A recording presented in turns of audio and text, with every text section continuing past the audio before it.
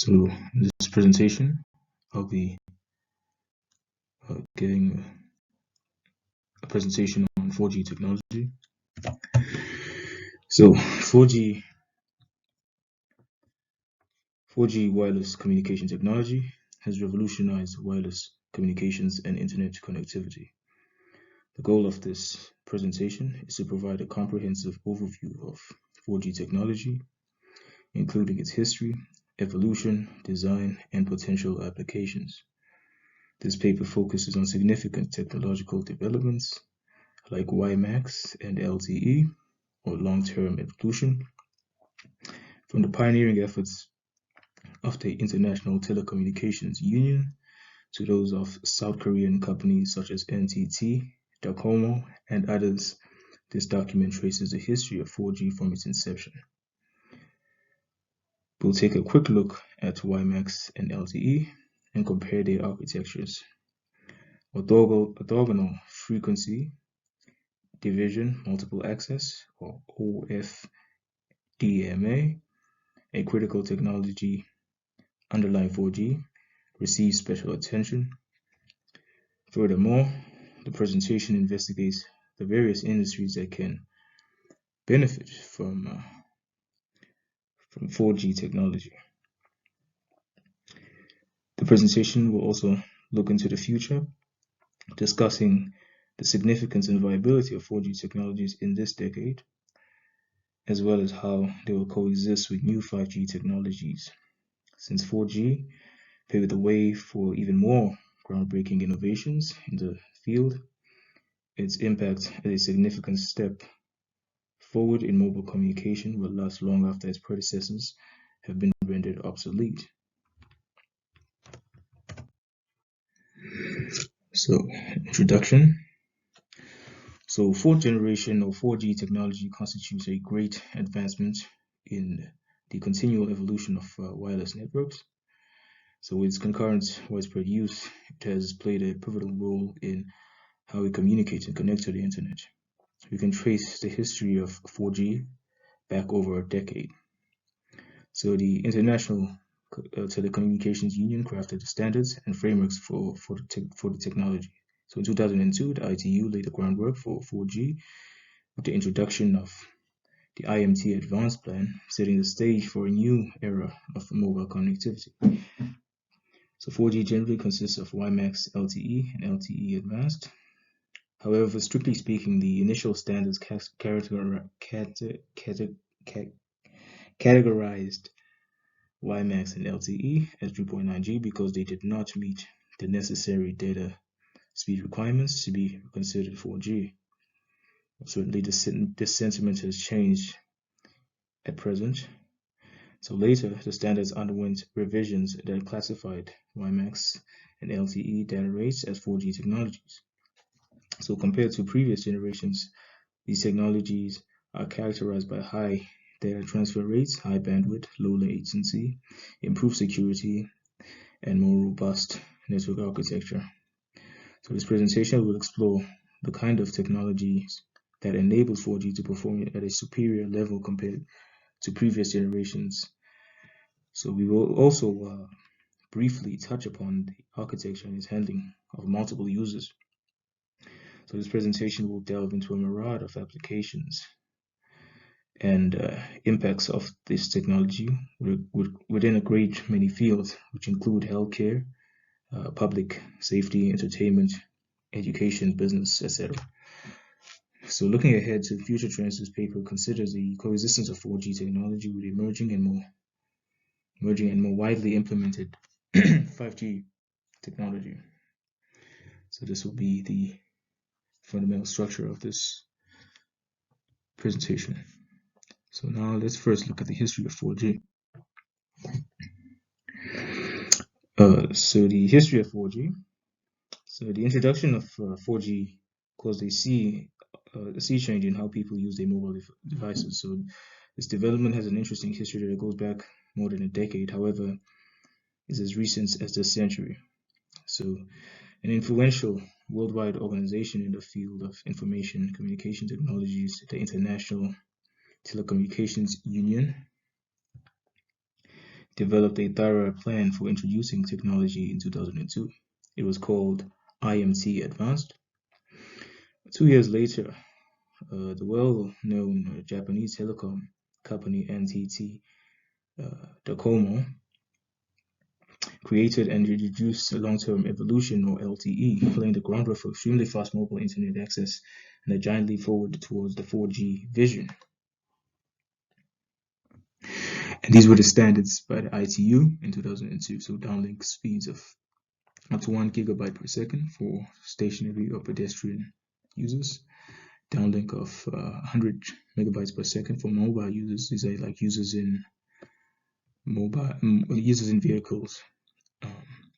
The ability to dynamically allocate bandwidth, typically in the range of 20 megahertz, but scalable to 40 megahertz and beyond, to accommodate high-speed data transfers.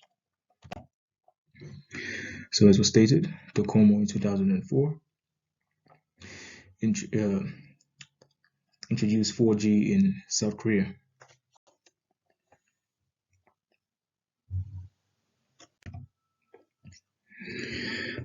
So approximately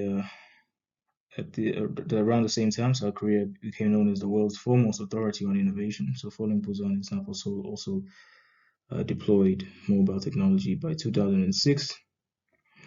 So even though WiMAX had a rocky start, Sprint, a major American telecom provider, was the early supporter of the technology. So in short, WiMAX was introduced.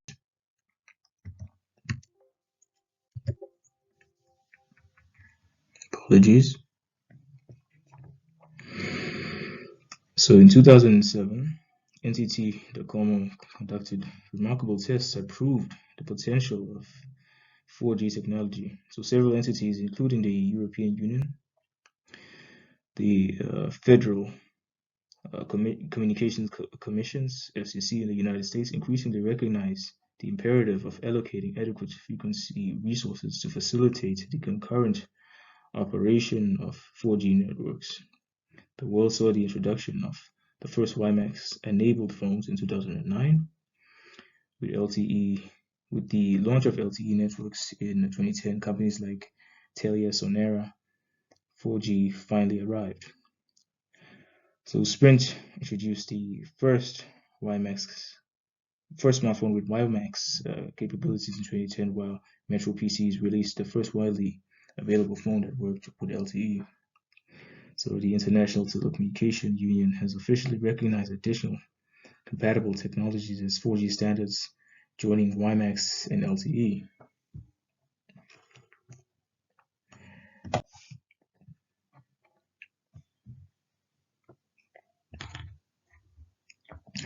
So more and more countries embraced this game-changing technology as 4G became widely available.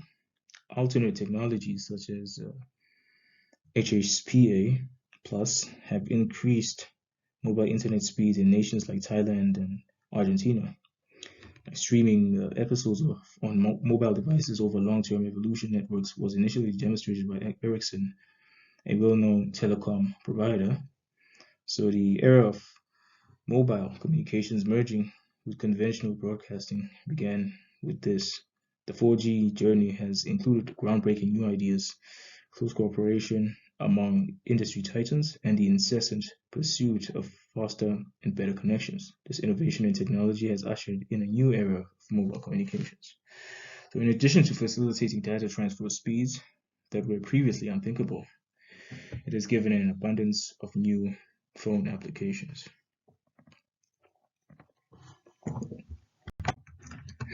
So let's just look at the description of 4G technology.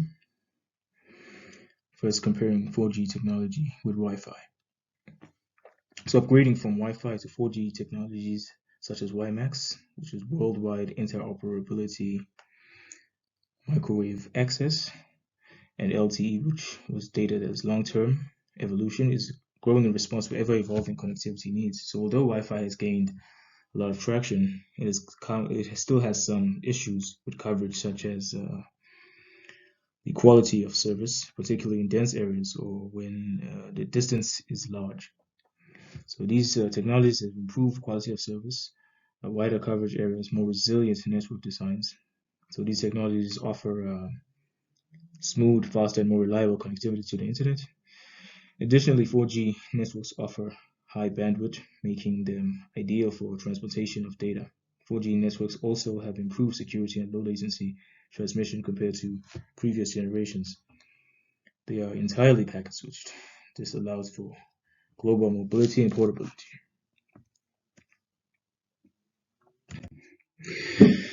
So WiMAX and LTE are different technologies, but they have many commonalities. So using licensed spectrum frequency bands, they have their own set of frequencies for communications, which makes them more reliable and less susceptible to interference. The third generation partnership project, 3GPP, has developed long-term evolution LTE, also known as 3.9G or Super 3G, to improve on the current Universal Mobile Telecommunications System or UMTS. However, as stated earlier, LTE has been elevated from 3.9G to 4G by the ITU.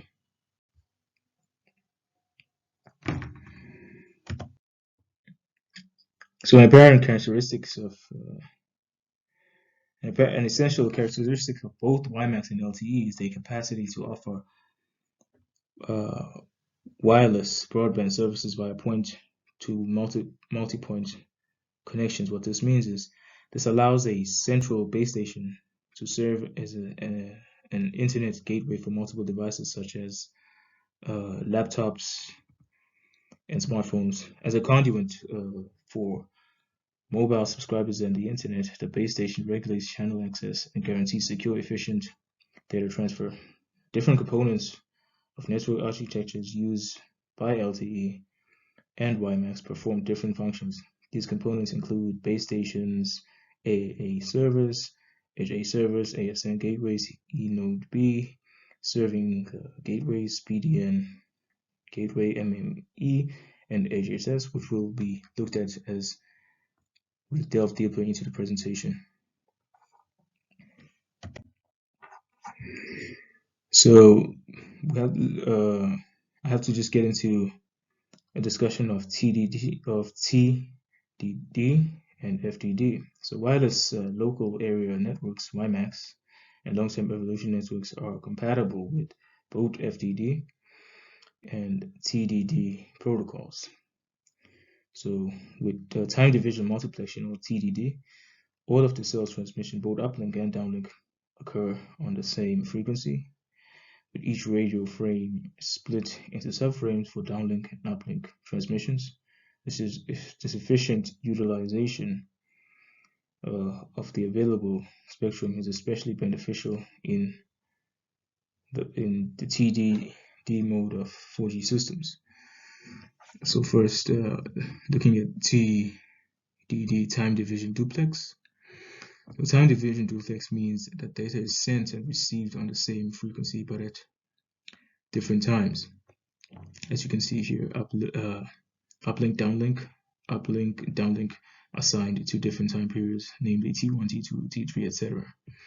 So in TDD, the time on the frequency is split into small units called radio frames. So each radio frame is further divided into subframes.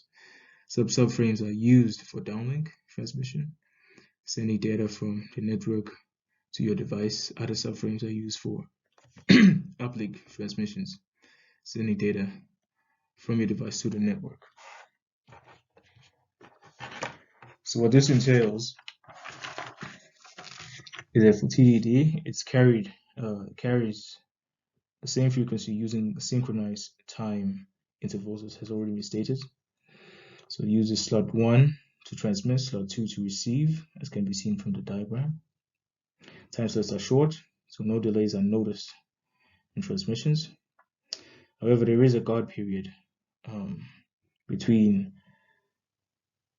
sets to allow for reception to occur before transmission can occur at a mobile station. Okay, let's look at FDD now. So FDD uses two different radio frequencies for transmitting uplink and receiving downlink, as can be seen here. So separated by an offset frequency, which is known as guard band. So this is the guard band, which is an offset frequency. And the purpose of the guard band is to prevent interference between uplink and downlink channels. So in FDD, data is so uplink transmission uses one specific frequency to send data from your device to the network. So downlink uses a different frequency to send data from the network to your device. These frequencies are paired and dedicated to their respective directions, meaning that data can flow in both directions at the same time without interference.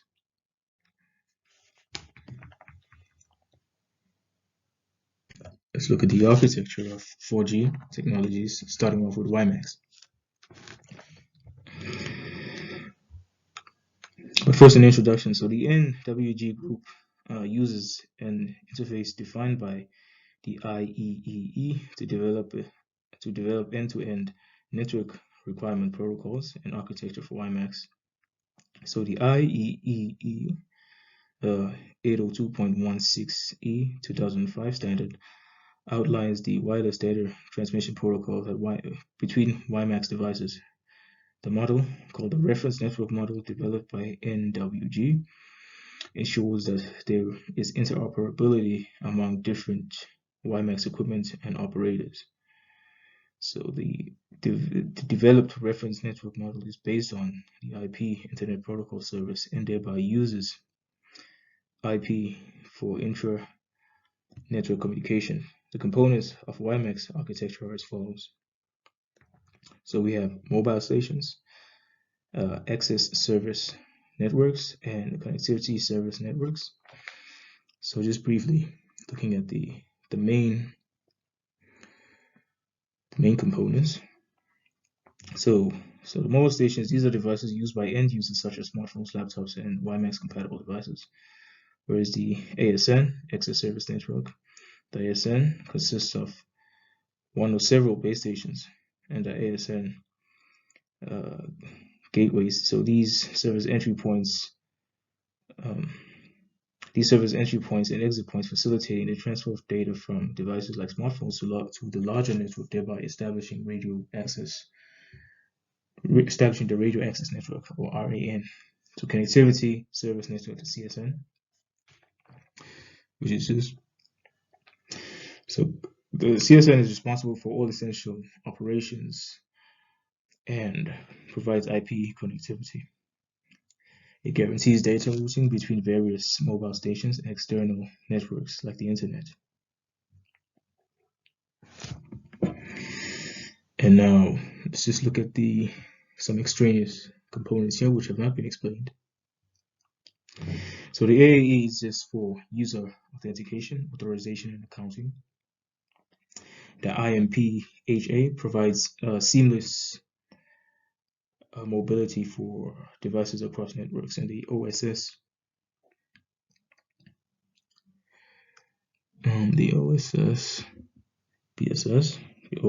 manages and maintains the network operations, and the PSTN, this is a traditional telephone network integration for voice services. Then 3GPP develops the standards for mobile telecommunications that impact WiMAX. So moving on to the architecture of LTE. My apologies, it should be LTE. So LTE, like WiMAX, is uses IP for data transmission and routing. So LTE uses authentication and key management agreements, so aka method for authentication. aka authentication only authenticates the identity of the IMSI and data recorded in the SIM card. So potential problems with using this type of authentication include not meeting enterprise requirements. So an improvement on this method of authentication has been proposed, which would incorporate enterprise certificates and hence enhance security for enterprise tier requirements. So LTE uses orthogonal frequency division multiple access OFMDA, which enables high-speed data transmissions. OFMDA enables efficient allocation of network resources to multiple users. This ensures high-quality audio and video transmission. So download speeds of OFMDA range up to 150 megabytes per second in multi-antenna 2x2 multiple input-output or MIMO configurations. It can be seen in the diagram. So let's take a look at this section called E.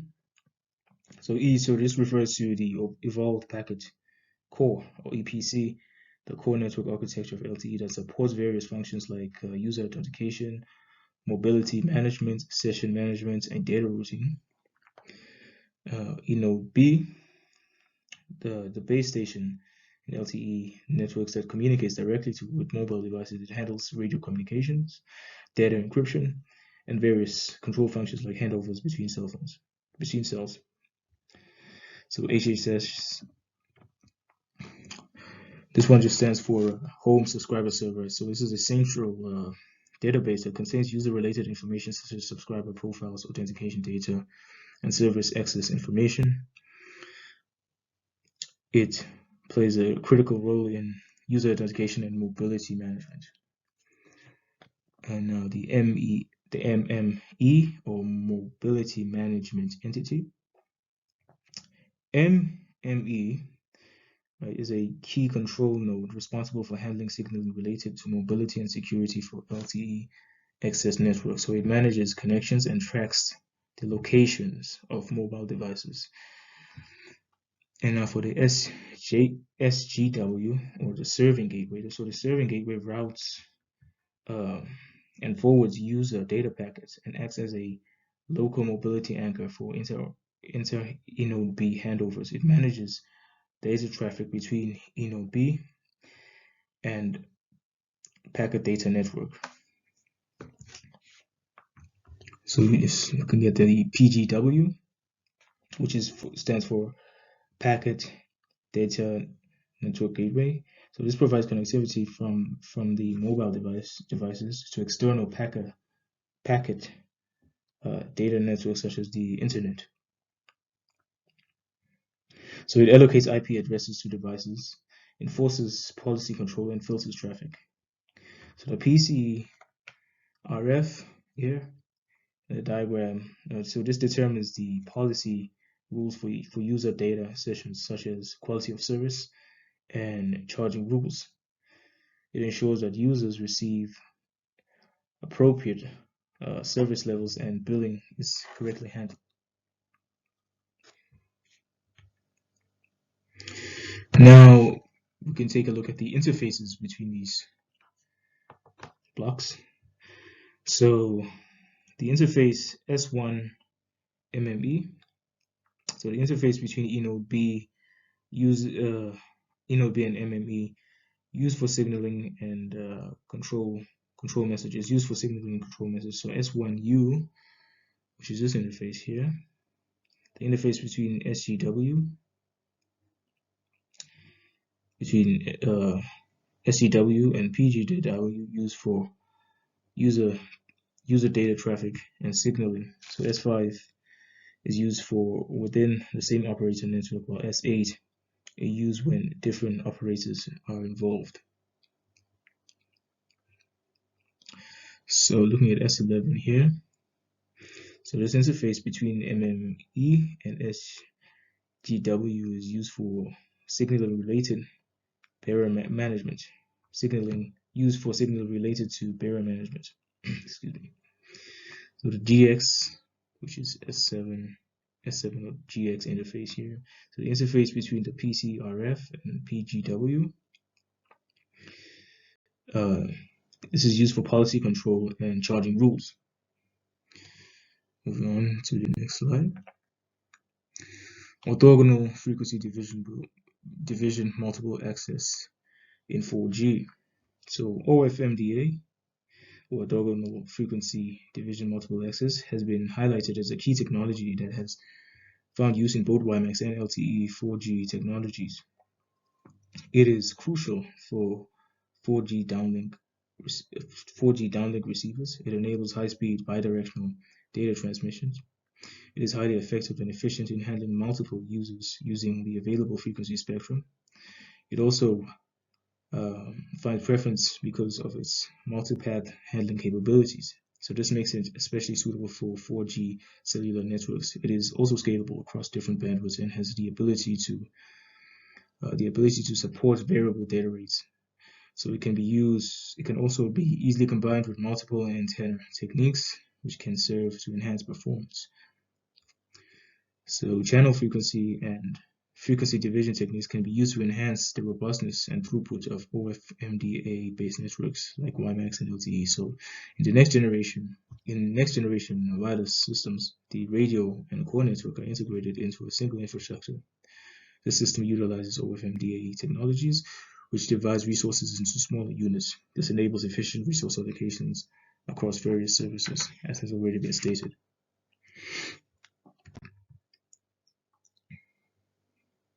So OFMDA achieves high spectral densities. This is particularly true when integrating with input to output multi-output or MIMO technology. This hybrid integration called MIMO OFDM can serve to further improve data rates and the overall performance of the network. So the use of OFMDA differs slightly between LTE and WiMAX technologies. So in WiMAX, both downlink and uplink use OFMDA. In contrast, for LTE, only downlink uses OFMDA.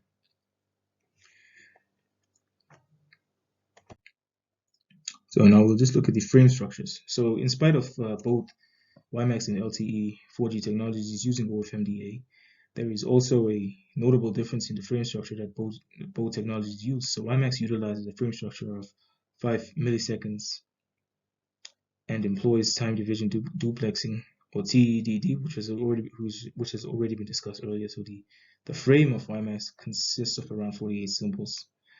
So with some symbols allocated for downlink transmissions and others for uplink transmissions. The very first symbol are reserved for preamble transmission. So for every frame period, which is 5 milliseconds, the base station announces the downlink and uplink allocations. It can be seen in the frame, 5 milliseconds there. Now, contrast this with the frame structure in LTE. So in contrast, LTE uses subframes of 1 millisecond, forming part of the frame that is 10 milliseconds in duration. So the 1 millisecond subframes are divided into 2 slots of 0.5 milliseconds each, as can be shown in this diagram here. In the case of LTE, base station schedules transmissions every 1 millisecond.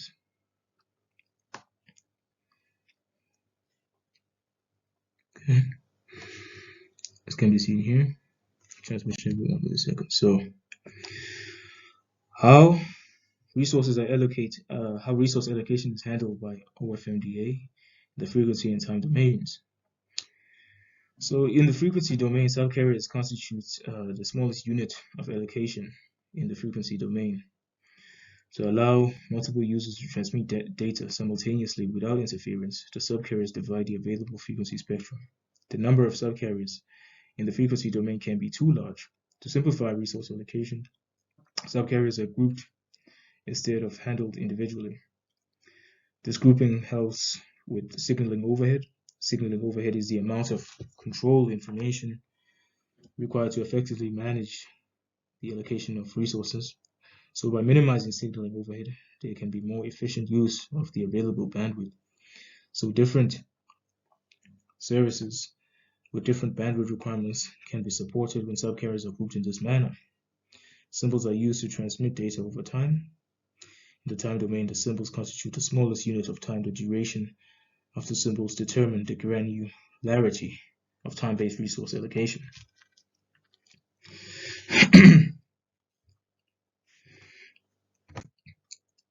So now we look at interference diversity.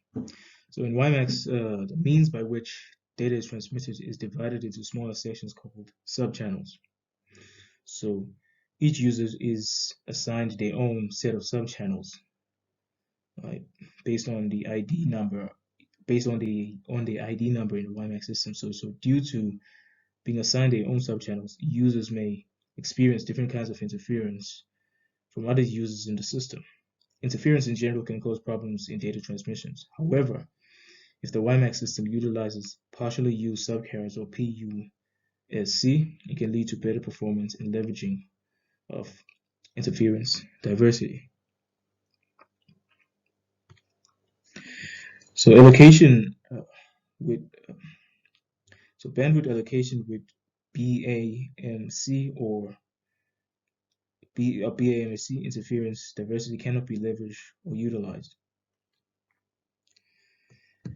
So in LTE, instead of subchannels, resource blocks are used.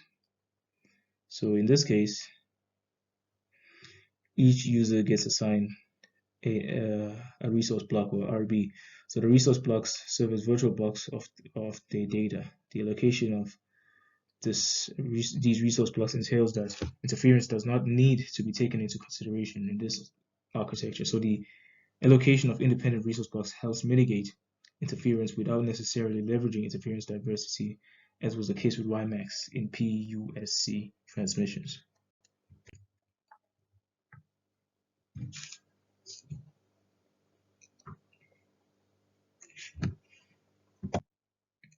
Just for that, applications of 4G technology. So the applications of 4G technologies are broad and numerous. So 4G promises impressive and more sophisticated graphical user interfaces because of its very high data rates. 4G allows for smooth and seamless high-end gaming.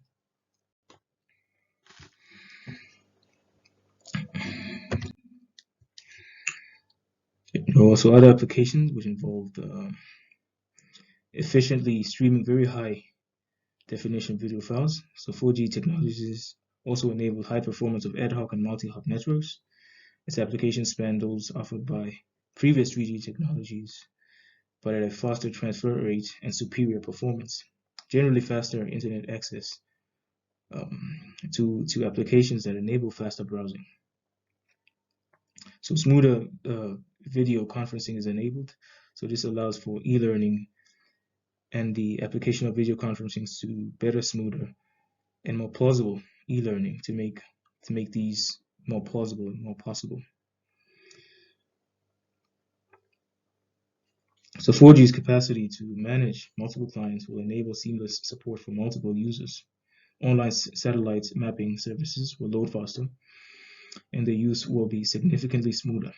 So providers of location-based services over 4G networks can do things like send subscribers real-time traffic and weather updates to their phones or tablets, or let them see and communicate with friends and businesses in their immediate vicinity.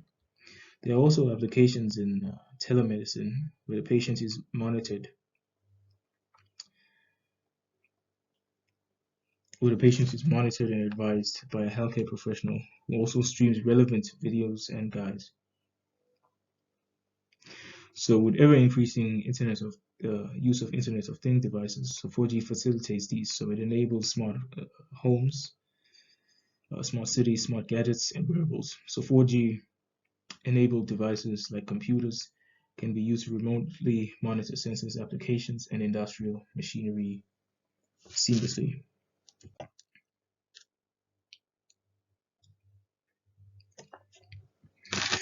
So 4G paves the way for more dynamic engaging of mobile advertising campaigns. So this is due to increased data rates and enhanced user engagement, as has already been stated. So this includes ads specific to the user's location and ads based on the online behavior and preferences. So 4G networks allow customers to quickly and seamlessly shop, compare prices, and complete purchases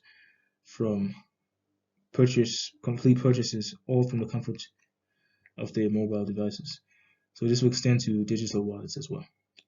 So the increased bandwidth and reliability of 4G networks also allow for seamless and smooth remote work and collaboration.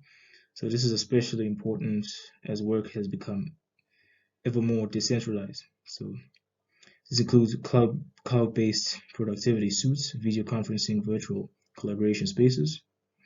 The high transfer speeds also allow augmented and virtual reality content to be more easily delivered and held to handheld mobile devices.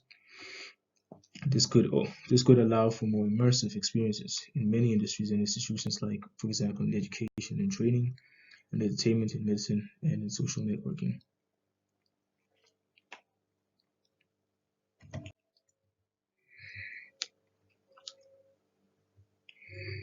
And in addition, there are also other applications which include improving the capabilities of first responders. So this is accomplished by facilitating real-time data exchange, location tracking, and quicker communication.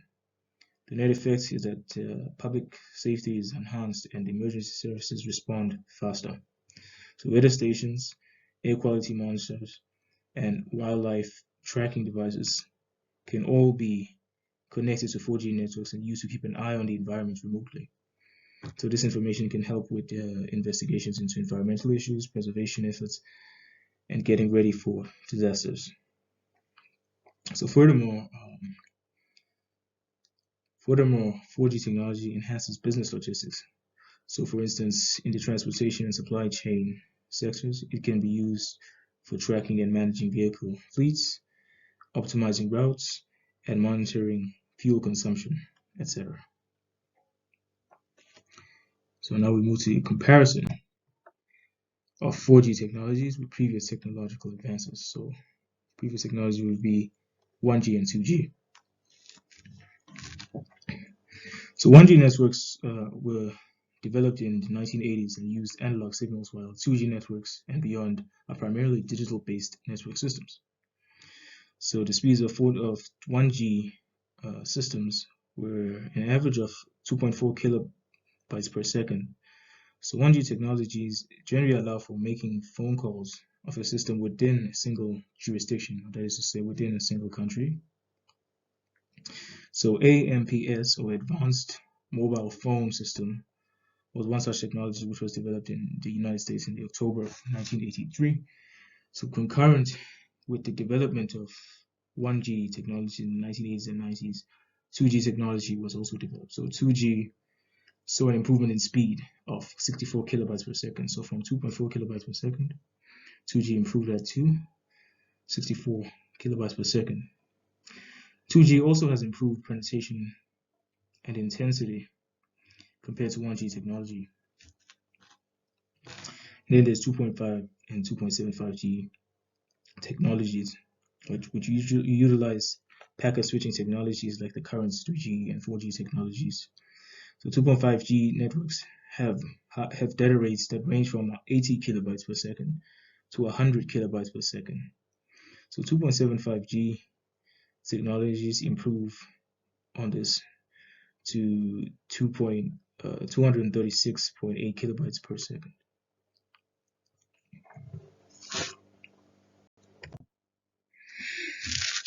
Now, comparing it with the previous generation of 3G networks. So 3G networks generally combine packet switching and circuit switching. So circuit switching technology finds use in older and traditional telephone systems. The basic mechanism of circuit switching is the establishment of a dedicated communication path between caller and receiver for the duration of the call.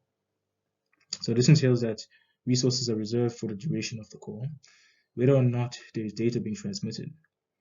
So the net effect of this is inefficient use and inefficient use and underutilization of the bandwidth. Packet switching, by comparison, does not establish a dedicated circuit and instead breaks down data into small packets. Each packet has its own designated destination address. These packets are sent independently of one another and can take different paths to reach their destination. So in essence, packet switching allows for bandwidth to be used more efficiently.